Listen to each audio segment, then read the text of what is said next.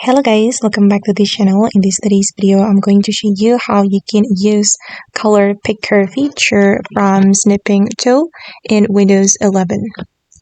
Okay, let's get into it guys. There is a new feature from Snipping Tool, and wait, let me open my Snipping Tool. Okay, usually I use print screen button to open the Snipping Tool. And here you will see this color picker shown by this icon.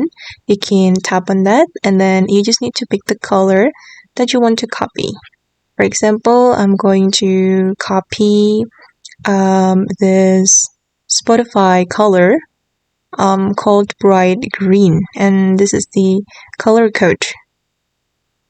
Okay, I'm going to select it, just tap on that, and then the color will be copied.